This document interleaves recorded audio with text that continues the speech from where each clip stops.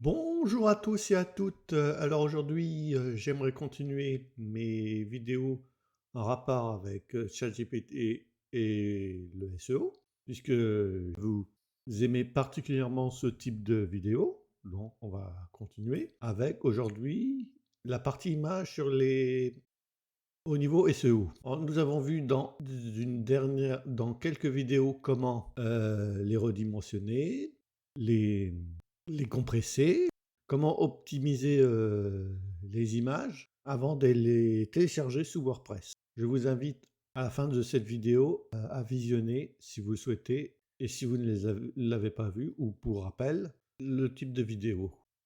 Aujourd'hui, on va continuer sur le SEO, les images et ChatGPT. Alors, je me suis amusé à créer mon propre assistant pour la création d'images et j'avoue que j'en suis plutôt content. Plutôt que bêtement répéter plusieurs fois le même prompt au risque de me tromper dans l'interface classique de ChatGPT.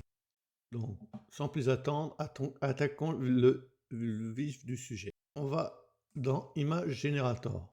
J'ai formaté ce GPT de telle manière à ce qu'il me pose un maximum de questions avant de me générer l'image que je souhaitais.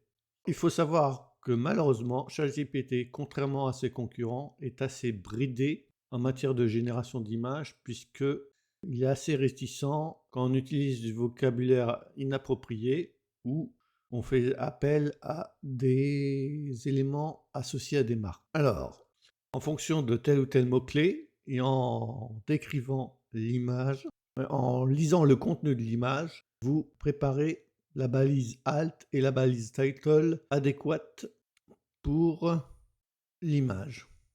J'ai préparé quelques questions histoire de vous aiguiller. Vous aurez l'occasion de tester Image Generator quand je l'aurai mis en mode public.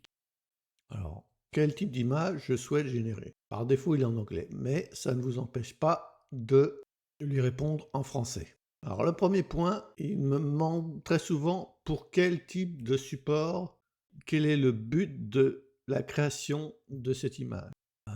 En effet, que ce soit pour une vignette YouTube ou pour une vignette pour poster une photo sur LinkedIn, peut-être intéressant de lui dire. Ça permet déjà de lui donner une idée du format qu'il faut employer pour l'image. Dans le premier point qui s'appelle Purpose, but en anglais, nous allons par exemple lui demander de créer une vignette pour une vidéo YouTube. Voilà, sujet. Comment créer et optimiser une image au niveau SEO via GPT. Donc, on a le sujet. Quel type d'image? Est-ce qu'on veut un dessin, une photo? Personnellement, j'aime bien la qualité photo de DALL-E 3, même si certains concurrents comme Midjourney peuvent mieux faire. Ou encore Leonardo.ai. Donc, je spécifie qualité photo. Proposition. Est-ce que j'ai des éléments particuliers à intégrer? Pour le moment, j'ai pas trop d'idées. Donc, j'espère qu'il reviendra par la suite pour me poser des questions ou me suggérer en fonction de ce que je lui donne déjà dans un premier temps.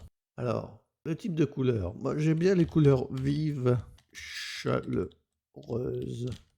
Alors, dimension et orientation. Bon, sachant que j'ai quand même spécifié que c'était une vignette au format YouTube, je vais quand même lui préciser format 16/9. On sait jamais, des fois qui bug.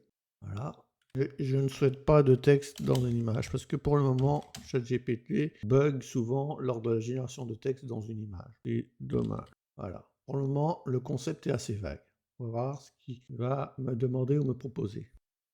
Bon, apparemment, il a bien compris ma demande et il me propose quelques suggestions en matière de composition d'images. ChatGPT pourrait être symbolisé sous la forme d'un écran d'ordinateur ou d'une interface avec des éléments SEO qui s'envolent ou s'organisent autour de lui pour montrer l'interaction dynamique entre la technologie et l'optimisation. Donc, je vais reprendre le concept d'interface m'intéresse. Bon, copier, coller.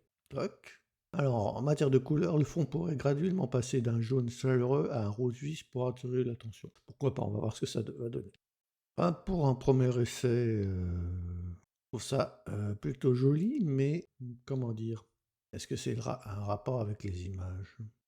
Je voudrais que ça soit plus en rapport avec la création d'images optimisées SEO.